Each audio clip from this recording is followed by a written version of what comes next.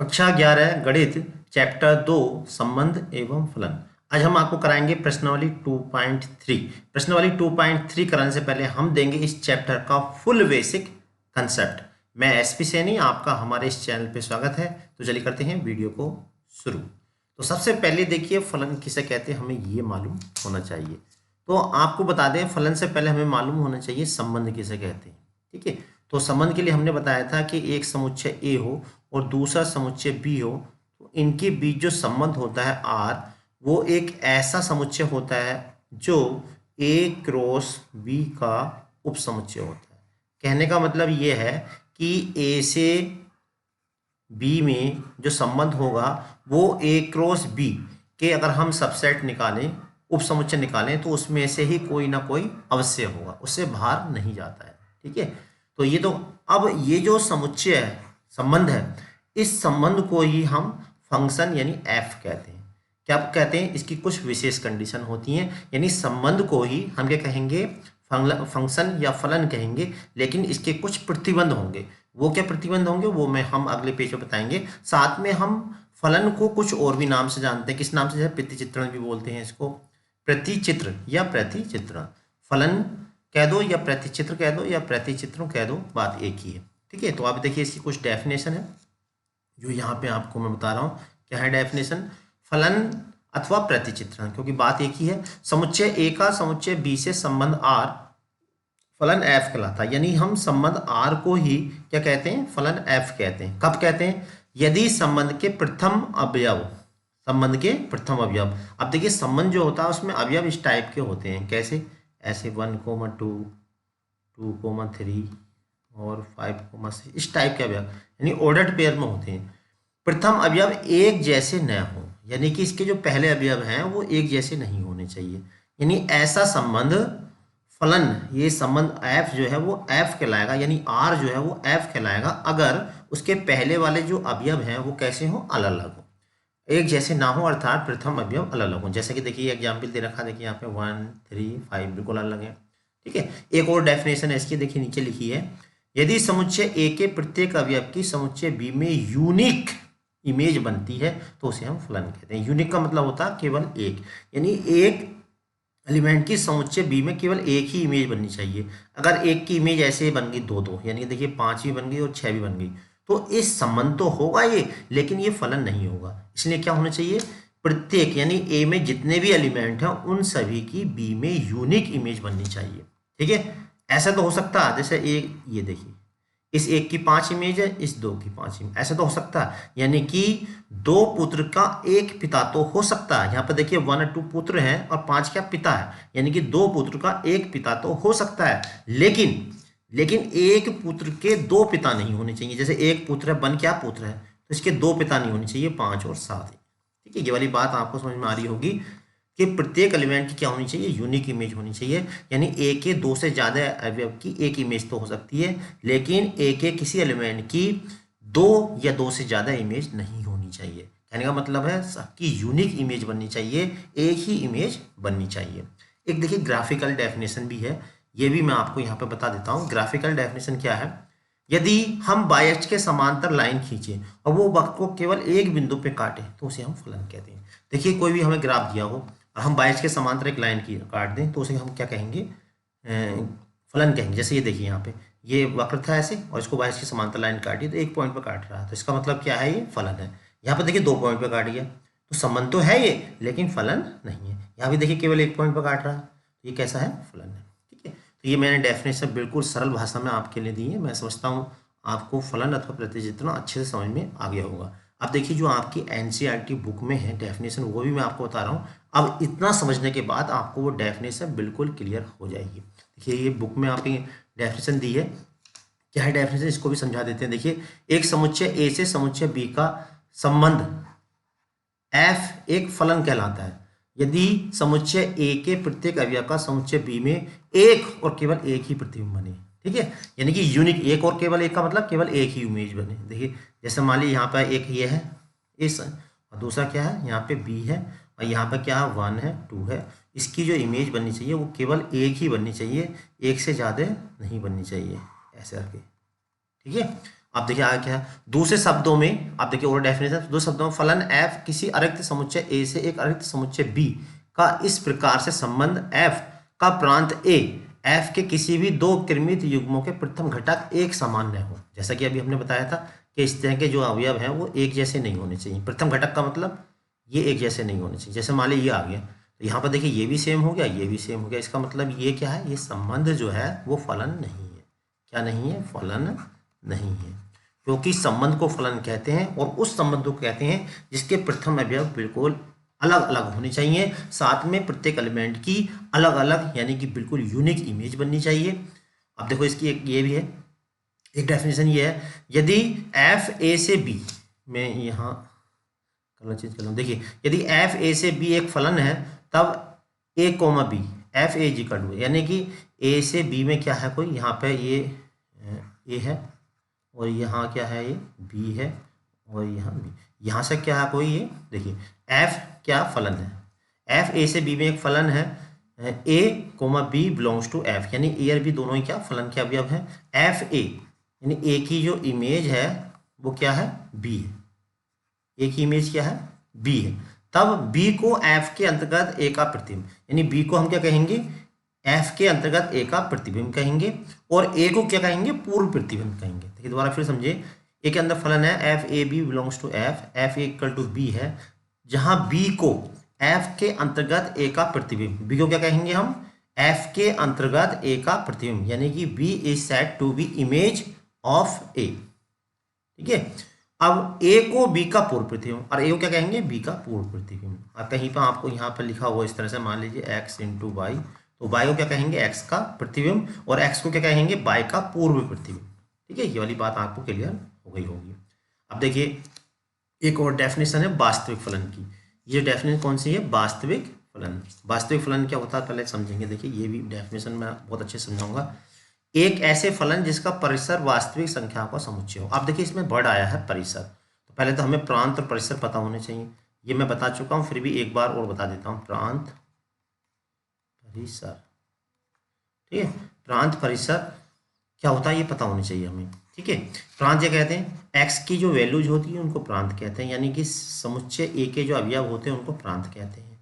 परिसर क्या कहते हैं, एक्स की एलिमेंट, जैसे मान लीजिए ए हमारे पास समुच्चय बी यहाँ पर है और यहाँ पे 1 2 3 और यहाँ पे है एक्स वाई। ठीक है, तो इसके एलिमेंट एक्स के यानी पहले वाले समुच्चय के वे एलिमेंट जो बी से मैप हो रहे होंगे। ठीक है, तो ए के जितने भी एलिमेंट होंगे वो तो कहलाएगा प्रांत, और इसके वो एलिमेंट जो इसके किसी न किसी एलिमेंट से इमेज बन रही हो वो कहलाएगी परिसर। परिसर क्या है यहाँ पे, एक्स, और जितने भी एलिमेंट होंगे बी में टोटल वो कहलाएगा सहप्रांत। सहप्रांत, एक सहप्रांत का मतलब कोडोमेन। कोडोमेन क्या होता है, बी के टोटल एलिमेंट कोडोमेन कहलाएंगे और बी के वो एलिमेंट जो इसके एलिमेंट से मैप हो रहे होंगे वो रेंज कहलाएंगे, और ए के जो टोटल एलिमेंट है वो कहलाएंगे प्रांत यानी कि डोमेन। ठीक है, ये हमें पता होना चाहिए। पहले वाले संबंध वाले में मैंने अच्छे से बताया था, फिर भी एक बार बता दिया। अब देखिए यहाँ हम क्या कहना चाह रहे हैं, वास्तविक फलन किसे कहते हैं, एक ऐसा फलन जिसका परिसर वास्तविक संख्या हो, यानी कि डोमेन जो होनी चाहिए वो कैसी हो, रियल हो। ठीक है, डोमेन वास्तविक संख्या समुच्चय, ऐसा फलन जिसका परिसर एक वास्तविक संख्या हो का समुच्चय हो, उसका कोई उप समुच्चय हो, यानी कि इसका जो परिसर है, परिसर का मतलब है रेंज, परिसर का मतलब क्या, रेंज। ऐसा फलन जिसका परिसर वास्तविक संख्याओं का समुच्चय या उसका कोई उप समुच्चय हो, उसकी जो बाई है, यानी कि जैसे मान लीजिए हमने लिखा है f x is equal two by, तो बाई कैसा होना चाहिए, बाई जो होना चाहिए वो रियल होना चाहिए, या इसका कोई उप समुच्चय हो, बाई का कोई उप समुच्चय वो रियल हो, तब हो तो वास्तविक मान फलन कहते हैं। तो इसे हम क्या कहते हैं, वास्तविक मान फलन। अगर देखिए यहाँ पे f x is equal to y है और वाई कैसा है, वास्तविक मान है, वाई कैसा है यानी इसका जो परिसर है वो वास्तविक संख्याओं का समुच्चय है या वास्तविक संख्याओं का कोई उप समुच्चय है, तब हम इसे कहते हैं वास्तविक मान फलन। और यदि जो ये चर x है ये भी वास्तविक है, तब हम इसे टोटल को कहेंगे वास्तविक फलन। देखिए आगे लिखा है, यदि वास्तविक चर वाले किसी वास्तविक मान फलन का प्रांत भी वास्तविक संख्याओं का समुच्चय है, यानी x भी वास्तविक संख्या का समुच्चय है या कोई उप समुच्चय है, तो इसे हम वास्तविक फलन कहते हैं। तो वास्तविक फलन किसे कहेंगे? अगर y भी वास्तविक हो और x भी वास्तविक हो, यानी दोनों वास्तविक हो, तो उसे हम कहेंगे वास्तविक फलन। और केवल y वास्तविक है, x का हमें पता नहीं है, तो हम कहेंगे उसे वास्तविक मान फलन। बात समझ में आ गई? वास्तविक मान फलन और वास्तविक फलन में वास्तविक मान फलन कब होगा? जब केवल y वास्तविक हो। और वास्तविक मान फलन कब होगा? जब x भी वास्तविक हो। ठीक है, यानी कि कहीं पे हमारा, देखिए मैं और थोड़ा बता देता हूँ। तो देखिए मैं दोबारा समझाने का प्रयास करता हूँ। ये एक हमारे पास समुच्चय है, मान लीजिए x है, ये a, और दूसरा एक समुच्चय है y, ये क्या है? b है। और यहाँ से इसमें क्या है? एक फलन। ठीक है, और अगर ये y जो है वो कैसा है? वास्तविक है, रियल है। वास्तविक, वास्तविक का मतलब है रियल, यानी कि r है, तो हम इसे कहते हैं वास्तविक मान फलन।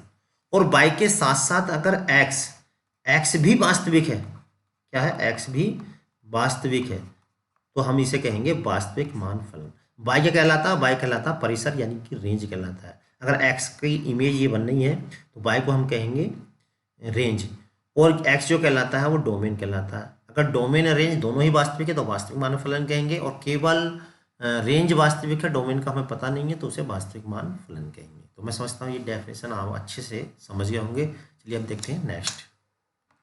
अब देखिए कुछ फंक्शन और उनके ग्राफ। सबसे पहला यहाँ पर दिया हुआ है तत्समक फलन, आइडेंटिटी फंक्शन क्या होता है? वैसे तो नाम से ही क्लियर हो रहा है कि हमारे पास देखिए कोई फंक्शन हो, कैसा हो? R2R। तो पहले इसका मतलब समझिए, R2R का मतलब क्या है?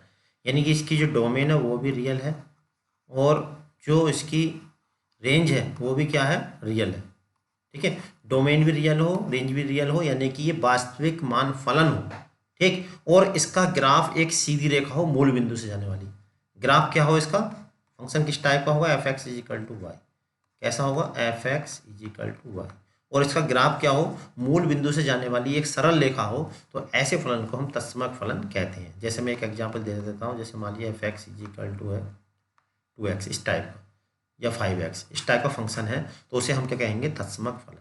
कब कहेंगे? जब इसकी डोमेन भी रियल और इसकी जो रेंज है वो भी रियल हो, और इसका जो ग्राफ है वो मूल बिंदु से जाने वाली एक सरल रेखा हो, सीधी रेखा हो, तो उसे हम तत्समक फलन कहते हैं। चलिए अब देखते हैं नेक्स्ट। उसके बाद है देखिए अचर फलन।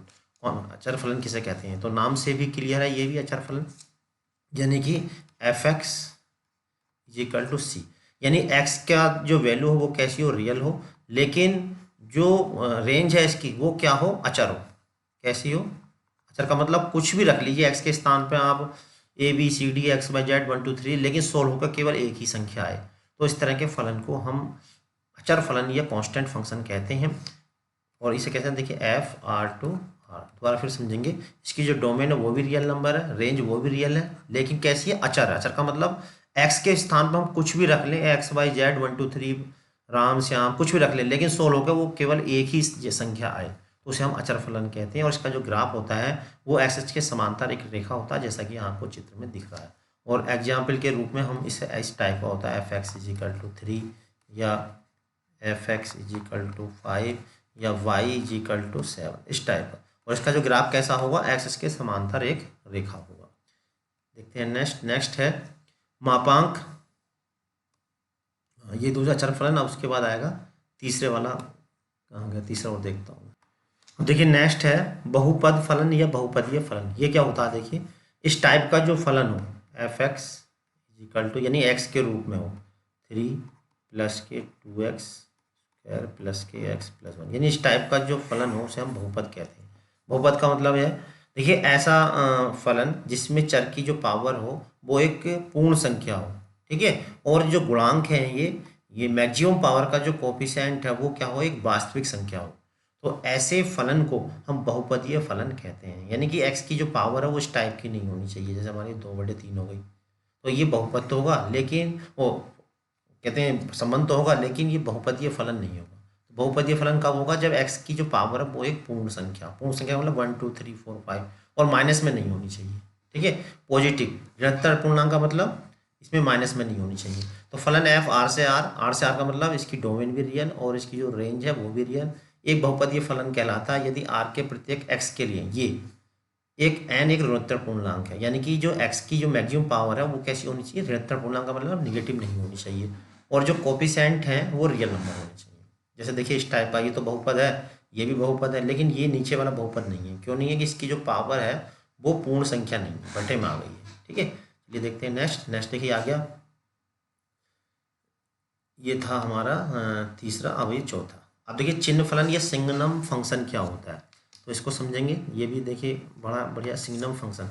तो इसका जो फंक्शन है वो इस टाइप का होता है, f x is equal to mod x upon x. इस तरह का जो फंक्शन होता है उसे हम सिंगनम फंक्शन बोलते हैं। क्या बोलते हैं इसको? सिंगनम फंक्शन, और हिंदी में बोलते हैं चिन्ह फलन। ठीक है, अब इसमें क्या होता है, अगर देखिए इसकी जो वैल्यू होती है वो तीन कंडीशन होती है, या तो 1 होता है, या 0 होता है, या -1 होता है। ये इसे सोल्व होकर 1 कब आता है? जब x की जो वैल्यू हो वो 0 से बड़ी हो। x की वैल्यू जब 0 से बड़ी होगी तो मोड के अंदर कोई भी वैल्यू होगी वो पॉजिटिव हो जाएगी, और पॉजिटिव से पॉजिटिव ही कैंसिल हो जाएगा, सोल्व होकर 1 आ जाएगा। ठीक है, और जब x के स्थान पर 0 रखेंगे और 0 को हम किसी संख्या से भाग देंगे तो ये 0 आ जाएगा। ये कब है? जब x इज इक्वल टू 0 है। और -1 कब आएगा? जब x का जो मान हो वो 0 से छोटा हो। ठीक है, दोबारा फिर समझे। इस टाइप का जो फंक्शन होता है, यानी मोड एक्स अपॉन एक्स का जो फंक्शन होता है उसे हम क्या बोलते हैं? सिंगनम फंक्शन। ठीक है, और ये 1 कब होता है? जब x की वैल्यू 0 से बड़ी हो। 0 कब होता है? जब x की वैल्यू 0 के बराबर हो। -1 कब होता है? जब x का मान 0 से छोटा हो। इसका जो ग्राफ होता है वो इस टाइप का होता है। ठीक है, जब देखिए x के स्थान पे आप कोई भी संख्या रख लीजिए 0 से बड़ी, तो वो सोल्व होकर जो आएगा वो 1 ही आएगा हमेशा। जब 1 आएगा तो उसका ग्राफ क्या हो गया? बाइस के समांतर एक रेखा जिसकी मूल बिंदु से दूरी कितनी है? 1 मात्रा। और जब हम 0 से छोटी संख्या रखेंगे तो वो भी बाइस के समांतर एक रेखा आएगा। ठीक है, और वो कितना आएगा? सोल्व होकर y इक्वल टू -1। और जब 0 रखेंगे तो इस पॉइंट पर आ जाएगा। तो इस तरह का ग्राफ हो जिसका, और फंक्शन कैसा हो? मोड एक्स अपॉन एक्स हो, उसे हम सिंगनम फंक्शन बोलते हैं। अब इस टाइप का जो फंक्शन होता है, देखिए उसकी जो डोमेन होती है वो भी रियल नंबर, और जो कोडोमेन होती है वो रियल नंबर, लेकिन रेंज जो होती है वो -1 0 1 होती है। इस बात का ध्यान रखें, -1 0 1। एक बार फिर ध्यान दें कि जो सिंगनम फंक्शन होगा उसकी जो डोमेन होगी वो कैसी होगी? Real number. कोडोमेन कैसी होगी? Real number. लेकिन जो रेंज होगी, प्रांत जो होगा, परिसर जो होगा, वो केवल -1 0 1 होता है। ठीक है, चिन्ह फलन अलग इसमें दिखा गया। अब इसके बाद जो अगला है वो है महत्तम पूर्णांक फलन, ग्रेटेस्ट इंटीजर फंक्शन। तो इस तरह के फंक्शन को ऐसा f x is equal to, देखो इस तरह के ब्रैकेट में ये ऐसे, इसे हम जो है महत्तम पूर्णांक फलन कहते हैं। ठीक है, क्या बोलते हैं इसको? महत्तम पूर्णांक फलन। तो इसको देखो आगे बता देते हैं। ये देखिए इस टाइप का जो फंक्शन होता है, इसका ग्राफ कहाँ गया? ये है, देखिए महत्तम पूर्णांक। अब देखिए नेक्स्ट है 4th नंबर में परिमेय फलन, रेशनल फंक्शन। यानी कि ऐसा फलन जो फ्रैक्शन के रूप में हो, एफ एक्स अपॉन जी एक्स, तो उसे हम जो है परिमेय फलन कहते हैं। जैसे मान लीजिए इस टाइप का हो, x² + 1 अपॉन 2x - 1। इस टाइप का कोई फंक्शन है, यानी कि बटे के रूप में है, तो उसे हम क्या कहेंगे? परिमेय फलन या रेशनल फंक्शन कहते हैं। यहाँ पे ये होना चाहिए, ये बहुपदीय फलन होना चाहिए, और जो नीचे वाला ये भी बहुपदीय फलन होना चाहिए। अपोन में जो है वो नॉट इक्वल टू 0 होना चाहिए, यानी not equal to g x का मतलब इसका जो डिनोमीटर है वो 0 नहीं होना चाहिए। ठीक है, अब इसके बाद है देखिए 5वें नंबर पर मापांक फलन, मॉडुलस फंक्शन। अब देखिए मॉडुलस फंक्शन क्या होता है? मॉडुलस का माप आप जो है आप 5वीं 6ठी क्लास से ही पढ़े हुए आएंगे कि एफ एक्स इक्वल टू इस टाइप का जो फंक्शन होता है उसे हम क्या कहते हैं? मापांक फलन कहते हैं। इसका मतलब क्या होता है कि अगर x 0 से बड़ा है तो x होगा 16 के। इसका मतलब क्या है? अगर x की जो वैल्यू है क्या हो? 0 के बराबर हो या 0 से बड़ी हो तो ये x होगा। मोड x की वैल्यू x होगी, और x अगर 0 से छोटा है तो मोड x की जो वैल्यू होती है वो -x होती है। ठीक है, अब हम देखिए x के स्थान पे यहाँ पे 0 से बड़ी कोई वैल्यू रखें। 0 रखेंगे तो यहीं रहेगी, 1 रखेंगे तो यहाँ पे 2 रखेंगे तो यहाँ पे 2 आएगा, 4 रखेंगे तो यहाँ पे 4 आएगा, 6 रखेंगे तो यहाँ पे 6 आएगा, इस तरह से। और जब हम माइनस में रखेंगे, छोटे रखें, -2 रखेंगे तो 100 लोगे फिर यहाँ पर आ जाएगा, फिर -4 रखेंगे क्योंकि 0 छोटे रखेंगे तो फिर ये आ जाएगा। और इनको अगर हम आपस में मिलाएंगे तो क्या होगा? इस टाइप का एक ग्राफ बन जाएगा। यानी कि किसी का ग्राफ अगर इस टाइप का हो, वैसे इसको मैंने बहुत ही विस्तार से बना रखा, अलग अलग भी इसकी वीडियो बनी पड़ी है, फंक्शन पे बहुत सारी वीडियो पड़ी है। आपको बहुत डिटेल से अगर इसको समझना तो सेपरेट वीडियो फंक्शन की बहुत सारी पड़ी हैं, आप वहाँ से समझ सकते हैं। फिर भी यहाँ पर मैं आपको समझाने का प्रयास कर रहा हूँ। तो ऐसा फंक्शन जिसका जो ग्राफ है वो इस टाइप का हो, और फंक्शन कैसा हो? F x is equal to mod x, इस टाइप का हो, तो उसे हम मापांक फलन कहते हैं और इसका जो ग्राफ होता है वो इस टाइप का बनता है। ठीक है, अब इसमें क्या है देखिए, जो ये डोमेन है, ये कोडोमेन वो भी रियल है। ठीक है, ये भी डोमेन है रियल है, ये भी रियल है, तो इसकी डोमेन भी रियल होगी और जो इसकी कोडोमेन है वो भी रियल होगी और जो रेंज होगी वो केवल वास्तविक होगी। ठीक है, इमेजनरी नहीं होगी, यानी कि केवल पॉजिटिव होगी। तो इसकी जो रेंज होगी वो कैसी होगी, पॉजिटिव, निगेटिव नहीं होगी। जब ये देखिए ग्राफ नीचे को नहीं बनना, तो इसकी डोमेन तो माइनस में भी हो सकती है, प्लस में भी हो सकती है, लेकिन जो रेंज होगी वो केवल प्लस में होगी। ठीक है, ये हम चिन्ह फलन पहले बता चुके हैं, महत्तम पूर्णांक फलन आप बता रहे हैं। अब देखिए ये है महत्तम पूर्णांक फलन, तो इसके बारे में बताते हैं। ये भी बहुत अच्छा है, इसको पता होना चाहिए, इंपॉर्टेंट है, कंपटीशन में बहुत पूछा जाता है, बोर्ड में तो इतना नहीं पूछा जाता है, कंपटीशन में पूछा जाता है। महत्तम पूर्णांक फलन ग्रेटेस्ट इंटीजर फंक्शन, जो इस टाइप का फंक्शन होता है f x is equal to, देखिए ये ब्रैकेट लगाते हैं, स्क्वायर ब्रैकेट, और इसके अंदर लिखते हैं। तो इस टाइप का जो फंक्शन होता है उसे हम जो बोलते हैं महत्तम पूर्णांक फलन, ये ग्रेटेस्ट इंटीजर फंक्शन कहते हैं।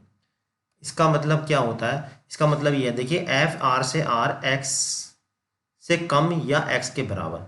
अब देखिए, अब यहाँ पे जो है मोड एक्स की जो वैल्यू है -1 कब होगी, अगर एक्स की जो वैल्यू 0 से छोटी हो। ठीक है, 0 से छोटी हो लेकिन -1 के बराबर या उससे बड़ी हो, तो इसकी जो मोड एक्स की वैल्यू होगी वो -1 होगी। ठीक है, और मोड एक्स, इसकी मोड नहीं सॉरी, महत्तम पूर्णांक फलन एक्स की जो वैल्यू होगी वो 0 होगी। कब होगी, जब एक्स की वैल्यू 0 के बराबर या उससे बड़ी लेकिन 1 से छोटी। और मोड ये महत्तम पूर्णांक फलन की वैल्यू 1 कब होगी, जब एक्स की वैल्यू 1 के बराबर या उससे बड़ी लेकिन 2 से छोटी। कहने का मतलब ये है कि इसकी जो वैल्यू है वो, इसमें जो लिखा हुआ देखिए, ये क्या लिखा, एक्स से कम यानी जो भी यहाँ पे लिखा हुआ उससे कम या एक्स के बराबर महत्तम पूर्णांक मान ग्रहण धारण करता है, ऐसे फलन को हम महत्तम पूर्णांक फलन कहते हैं। अब देखिए इसे हम ऐसे कह सकते हैं, जैसे मान लीजिए 0 से 1 के बीच में है, तो 0 से 1 के बीच में अगर कोई भी वैल्यू आप रखोगे 0 से 1 के बीच में, तो सोल्व होकर वैल्यू 0 ही आएगी। लेकिन 1 से बड़ी लिखोगे और 2 से छोटी लिखोगे, चाहे आप 1.5 लिखो चाहे 1.9 लिखो, लेकिन उसकी जो वैल्यू होगी वो 1 ही होगी। जैसे मैं कुछ एग्जाम्पल बता देता हूँ। जैसे मान लीजिए यहाँ पर ये मैंने ये लगाया ग्रेटेस्ट इंटीजर। ठीक है, अब यहाँ पर मैंने लिखा 1.2, तो यहाँ 1.2, लेकिन जब आप जैसे ही सोल्व करोगे इसे तो 1 लिखोगे। या हमने यहाँ पे लिखा f 1.9 लिखा। ठीक है, और यहाँ क्या लिखोगे आप 1.9, सोल्व होगा कितना आएगा, ये 1 आएगा, क्योंकि महत्तम पूर्णांक फलन लिखना है, यानी महत्तम पूर्णांक लिखना। पूर्णांक का मतलब पूरी संख्या 1 2 3 4 5, तो सबसे बड़ी संख्या जो पूर्ण, ये मैक्सिमम है 1.9, और 1.9 से पहले जो नंबर होगा वो महत्तम पूर्णांक होगा। इसी तरह से अगर मैं यहाँ पर लिखूँ 2.1, तो यहाँ पे क्या आएगी 2.1, और इसकी जो वैल्यू होगी वो कितनी होगी 2। अगर माइनस में लिखेंगे तो देखिए थोड़ा सा माइनस में कंफ्यूज होते हैं कुछ बच्चे, जैसे मैंने लिखा माइनस के 2.5 लिखा। ठीक है, तो अगर मैं मोड ये लगा दूँ ग्रेटेस्ट इंटीजर 2.5, इसकी वैल्यू कितनी होगी, तो इसकी जो वैल्यू होगी वो -2 होगी। -2, क्योंकि महत्तम पूर्णांक देखिए यहाँ पे एक, अभी मैं इस कन्फ्यूजन आपको हो रहा होगा, जैसे ये 0 है, यहाँ 1 है, ये 2 है, और यहाँ पे 3 है, यहाँ पे क्या आएगा -1 -2 और ये -3। तो अब यहाँ पर देखिए, यहाँ पर -2.3 है, 2.3 कहाँ पर आएगा, 2.5 है वो यहाँ पर आएगा। ठीक है, और उससे हम लेफ्ट वाला लेते हैं, तो लेफ्ट वाला यहाँ पर कितना आएगा, 16 के -2 की जगह -3 आएगा, ये ध्यान रखें। ठीक है, उससे जो भी हमारा पॉइंट है उससे लेफ्ट वाला पहला ग्रेटेस्ट इंटीजर लेते हैं। जैसे हमने लिखा यहाँ पर 2.5 लिखा, तो लेफ्ट में पहला कौन सा 2, तो 2 आ गया देखिए यहाँ पे। फिर हमने क्या लिखा था, एक लिखा था 1.9, तो 1.9 कहाँ आएगा, 1.9 जो आएगा वो यहाँ पे आएगा, तो उससे पहला वाला लेफ्ट वाला जो लिया जाता है। इसी माइनस में माइनस के 2.3 है, तो ग्रेटेस्ट इंटीजर -3 होगा, इन माइनस में उल्टा होता है, ये ध्यान रखें। ठीक है, और हमें जैसे यहाँ लिखें माइनस में लिखें माइनस का, हमने लिखा 1.9, तो क्या आएगा, सोलोगे -2, यानी लेफ्ट वाला सबसे ग्रेटेस्ट इंटीजर। ठीक है, जैसे हम मान लीजिए यहाँ लिखेंगे तो ये वाला -3 है, यहाँ होगा कोई पॉइंट तो -2 लिखा जाएगा, अगर यहाँ होगा तो 1 लिखा जाएगा, 3 यहाँ पर होगा पॉइंट तो 2 लिखा जाएगा, 3 और 4 के बीच में होगा तो 3 लिखा जाएगा। और इसका जो ग्राफ है वो इस टाइप का बनता है जैसा कि आपको दिख रहा है। ठीक, अब देखिए आगे है वास्तविक फलनों का बीजगणित, यानी कि हम दो फलनों को जोड़ भी सकते हैं घटा भी सकते हैं। अगर जोड़ेंगे तो उनको जोड़ने के लिए ऐसा देखिए, अगर जोड़ेंगे तो f इस तरह से जोड़ कर दिखाएंगे, यानी कि f + g x is equal to, अगर हम दो फलनों को जोड़ेंगे तो इस तरह जोड़ा जाएगा, एफ एक्स प्लस के एफ वाई, अलग अलग जोड़ देंगे। ठीक है, वास्तविक फलनों का योग, इस तरह वास्तविक फलनों का घटा भी सकते हैं, जैसे यहाँ पे प्लस लगा यहाँ माइनस आ जाएगा, तो वो वास्तविक फलनों का अंतर आ जाएगा। जैसे यहाँ देखिए, यहाँ पे वास्तविक फलनों में एक दूसरे से घटाना, तो घटाने का भी रूल वही है जैसे जोड़ने का। अब वास्तविक फलनों में गुणा का नियम देखिए, एक अदिश गुण से गुणा, तो हम किसी भी फलन की किसी अदिश से गुणा कर सकते हैं, तो गुणा करेंगे तो वो इस तरह से गुणा होगी, यानी अल्फा इंटू एफ एक्स। दो वास्तविक फलनों का गुणा, उनकी गुणा भी कर सकते हैं, तो गुणा कैसे लिखेंगे, जैसे मान लीजिए एक फंक्शन ये है जी, ये एक्स का है, तो इनको गुणा करेंगे तो इसका मतलब ये भी फंक्शन एक्स का होगा और जो दूसरा फंक्शन है वो भी एक्स का होगा, यानी दोनों ही फंक्शन जो है वो एक्स के होंगे। मल्टीप्लाई में हम इसको इस तरह से लिखेंगे।